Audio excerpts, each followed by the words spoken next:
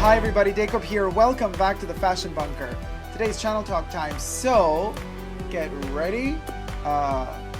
Prepare your drinks, your teas, your cups of everything. I don't know why this is flipping around. Oh well. Here, you could pull me to the sides. Opening ceremony for Adidas from a couple of years ago. Well, now I know why I don't wear it that much, because it's kind of flimsy. Feels like I have wings on me. Okay, so the first comment is from Nick Solon. How you doing, Nick, sweetie? On my luxury isn't luxury anymore video.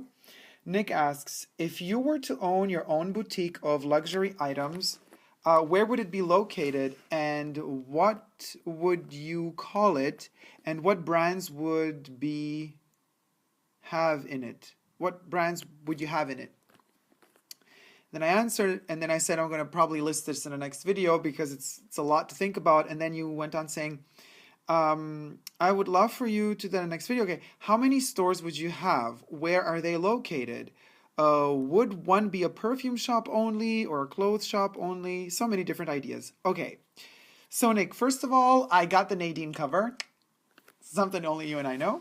So it was a struggle, really a struggle. And anyway, okay, so I would not have a boutique in Paris. And reason being, I think Paris is a bitchy city. It's very competitive. I think fashion in Paris, like, I might have like a franchise. I might have like later on, a store that I wouldn't have to be in.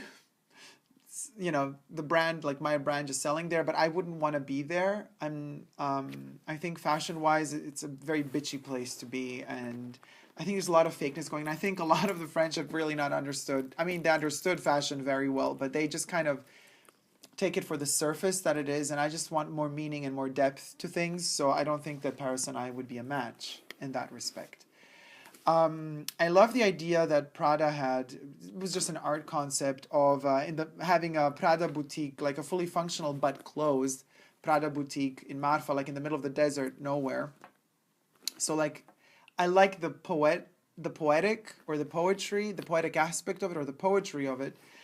So I would love to have a boutique somewhere difficult to reach, not because I just want to make stuff hard to get, but because I want to envision fashion boutique as a struggle towards perfection. And that struggle is not just the struggle that I have as a fashion creator, but also my customers, because they also strive towards perfection. And it has to be kind of poetically played out so that both parties have to struggle to achieve perfection. And luxury, is to me an elevated thing. And so the accessibility wouldn't be that simple, and yet it would if you knew. Like, for example, I wouldn't advertise the address in local newspapers and stuff like that. I would not, I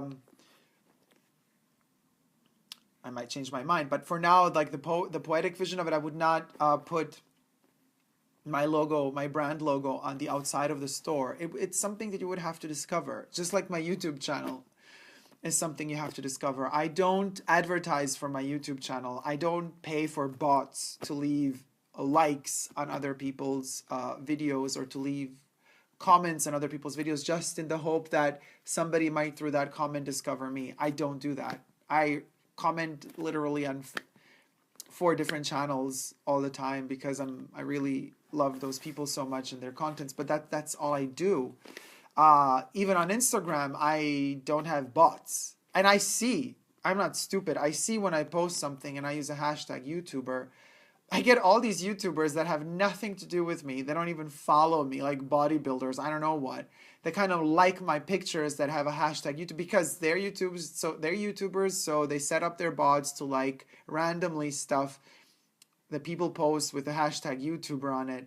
Same stuff happens with all the hashtags, and it's just so ridiculous. Everything has become so artificial and fake. you know. And then I have people asking me, oh, why haven't I grown my channel so much? Or why does my Instagram profile grow so much? Because I'm doing it organically. If all those other bitches would do it organically, they wouldn't jump from 5,000 subscribers to 20,000 in 1 week. That don't happen, boo. It only happens if you go on television, you know, and you get huge visibility, and then people kind of jump on the wagon and they follow you. That's a different thing. But otherwise, you know, they all want you. Facebook, you know, Facebook bought Instagram. Facebook is all about purchasing stuff, and you have to pay for advertisements. They just want money from you. Well, Facebook, you ain't going to get a dime, because I hate Facebook, and I hate the attitude that Facebook brings with itself. Whatever, let's not get started on that. So anyway, the boutique would be definitely a self-imploding place, because it would literally have to run on passion and love and a lot of money invested on my side. There wouldn't be a lot of money coming in because it would be tricky to find. But once you enter that sacred, safe space, you would literally be surrounded by luxury. I would be selling fragrances. I would be selling clothes and bags. What is your question in particular? What would you call it? What would I call it? Fashion bunker, of course. What brands? Well, what brands? The Super Dacob brand, of course. I'm working on my own stuff. The merchandise is kind of, I keep saying it's coming and then it doesn't come. It's a lot of work, and I just want to get it done right. And then like I order a sample and the sample looks like crap, and then I think to myself, I can't sell this stuff to my subscribers, like if I don't like it. And I'm very picky, so I end up like not liking anything. So I end up thinking I should make the merch myself, but I can't do that because I can't produce those quantities on my own. I don't have the time for that. I need some company that's going to take care of that. Anyway, but in my own boutique, I would be selling my own brand as well as other brands.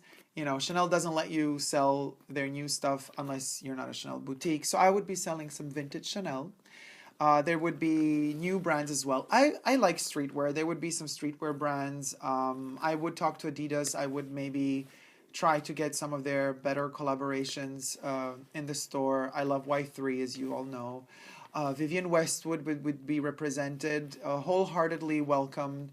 And fragrance-wise, I would have like 2 separate sections. One would be for vintage fragrances that I hunt down, that I love very much. So it's like Dacob selection. And then there would be, of course, because there are also rules and regulations. I don't even think you're allowed to sell like secondhand. It depends what country you're opening your store in, but in some countries rules are super tight and rigid, so you can't just sell old cosmetics. I mean, fragrances are not cosmetics, but they have that expiry date on them. So I don't know how that works really. Plus, if they're used, I mean, if they're spray, what can you do? You can't kind of mess with the liquid inside. If they're splash, I guess it's more difficult. But so anyway, I would have like a section with new fragrances, and then there would be a section with used and old fragrances. Perhaps you could put a disclaimer like buy at your own risk. I don't know. But I think the people that would discover the store, they would know me and they would know my love for these things. So they would buy them out of the love they have for me as well, because they know that I would only select the best for you guys. And I would love to have a store that has a variety of all sorts of things. Now, price-wise, because I would like everybody who comes into the store to be able to afford something. You know what I mean? So, again, as Coco said, you know, luxury isn't about poverty. Luxury isn't the opposite of poverty. Luxury is the opposite of vulgarity. So I would like to find a beautiful arch of things, a spectrum of things that, you know, absence of vulgarity. So there would be elegant stuff for $1 and elegant stuff for $20,000. And I would like to have that spectrum there for everybody, something, you know. For every wallet, something. And yet with dignity, with a lot of respect and love. Because again, to me, fashion and style can walk hand in hand, and I don't believe in seasonal fashion. I believe in something you fall in love with, and when you fall in love with it, as long as you love it, you wear it, or as long as it doesn't fall apart. So I am not really the type of person who would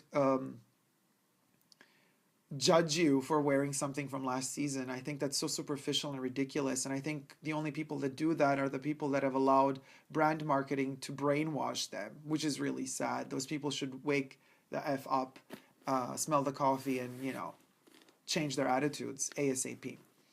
But yeah, Chanel would be there for sure. secondhand Chanel bags, pre-loved Chanel bags, not like fashion file style or, you know, stuff like that.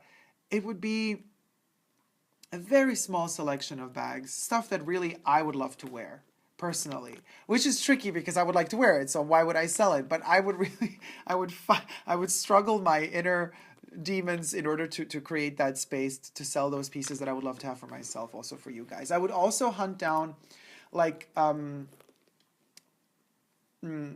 copies of things, not fakes, of course, authentic, but let's say I love this bag so much, this Cruise 2016 Chevron bag. It's my most used bag. It's not like my favorite Chanel bag, but it's the one I use the most just because it's so user-friendly, and the distressed lambskin, which is super rare to get, is just, it's a bomb. So I would like to get copies of these. So I would hunt down the same bag from Chanel, and then, you know, you could buy the Dacob bag. Like, this is the bag I wear. I would keep mine. But then if I would hunt this one down again more times, multiples of it, I would sell the multiples.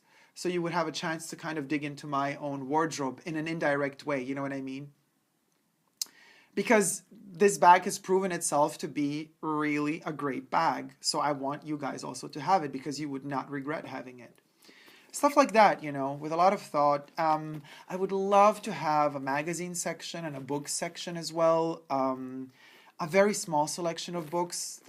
Mind you, it would all be really very representative of my passions and loves. So there wouldn't be like a humongous library where somebody would maybe feel a little bit out of place by coming in, you know, just because they would think, I don't know, maybe some people don't like to read that much. I don't want to show off that I like to read.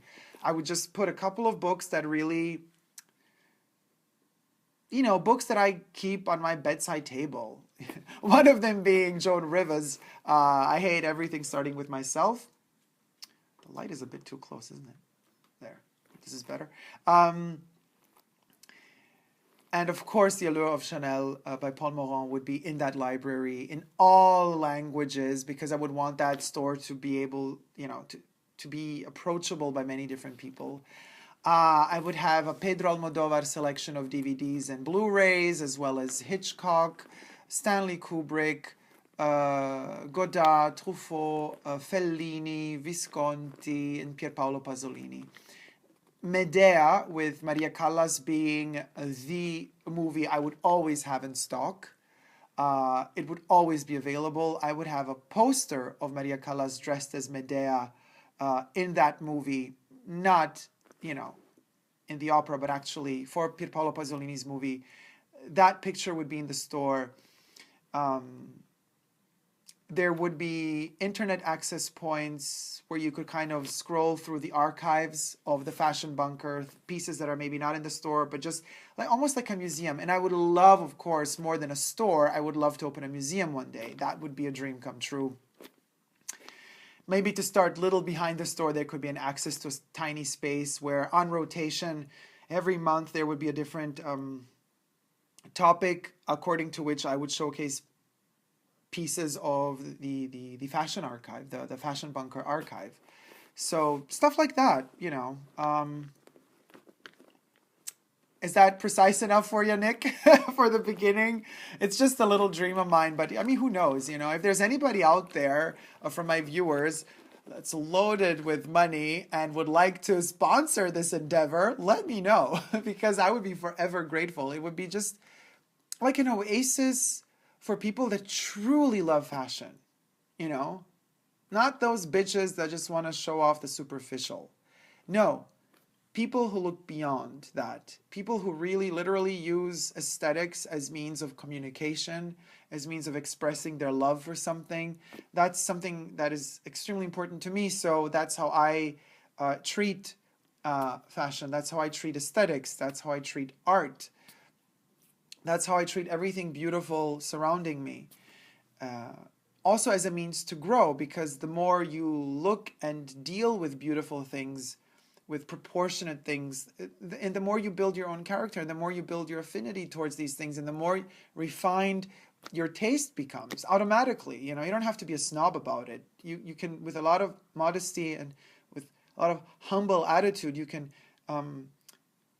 dig deeper and deeper inside of your own sensitivity towards aesthetics, you know, and with time you develop such a refined taste, and it's beautiful because, I mean, knowing more precisely what you really like and also what you don't like is a sign of growth, and it's a positive thing. And usually it's the insecure people that don't really know what they want or what they love that become in turn bitchy and acid and sour, you know, because they're insecure. You know, people that are most secure are the ones that very gently, with a lot of calm, bring across, you know, their ideas or what they would like to say or their opinions. You know, aggressive is only who is insecure in all respects, in forms and shapes of life. So similar to money, you know, who is truly rich, who has, you know, who's truly noble and rich, is calm, cool, and collected, and you won't necessarily see on just what they're wearing that they're rich, but it's the attitude that makes the difference. It's the poised grace that makes the difference. And that's, you know, you could have as much cash as you want, but you could be as vulgar as fuck. Like, seriously. And again, I always say it, let's say it again, Coco said, vulgarity is the opposite of luxury. Poverty is not the opposite of luxury. Yeah. I would also have really simple t-shirts. I mean, this is a bit tacky, but not vulgar still. You know, the hashtag t-shirts, there's a lot of hashtags I would love to print on a t-shirt. That would be, you know, in a more affordable range, you know. I love me some good old hashtag t-shirts. And then if I'm in the store that day, I would love to literally, with like fabric material markers, with my hands, you would have like a signed thing from me. I would, with my hand, I would just a hashtag a t-shirt for you. I would write a sentence on the t-shirt. So you would just buy a plain white t-shirt for the cost of the white t-shirt. $10, $20, I don't know, whatever, cotton, depends on the quality of the cotton. And then I would just write on it for you, either what you want or one of my things I blabber on the channel here. So that's also a thing I would love to do. Maybe have a little embroidery station where you could also embroider stuff on the t-shirts or jeans or pants or whatever. So yes, actually this is almost a video only on that topic. Maybe we should just leave it at that. Like, yeah, if I were to own my own boutique or luxury items, where would it be? Oh, location. So hidden location. I think the location should stay hidden. I think I would say I would announce it on my YouTube channel once, and whoever really loves me will know. And then word of mouth, it would spread, you know. I would, because, you know, the fashion bunker is secret. We don't know really the location. The location could be everywhere and anywhere. But for the shop version of the fashion bunker, I would declare once where it is, and that's it. And then word of mouth would spread, you know, either it will or it won't. And then the whole thing either fails or doesn't. So that's the idea behind that. I hope you liked this video. If you have, please do thumb it up. Let me know your ideas of what we could add to the store, to this fashion bunker boutique. What we could add or what we could take away from the ideas that I had mentioned in this video. And if you have a store, I would like to know if any one of my subscribers has a boutique and a shop. That would be really good to know too. How many store and shop owners are watching Super Dacob as well. And if you haven't already but wish to, please do subscribe to my channel here on YouTube. I'm also on Instagram, Facebook, and Twitter. So no matter, you know, whether or not we open the store or not, we still will never give up on love. Love you guys. See you soon. Take care. Bye.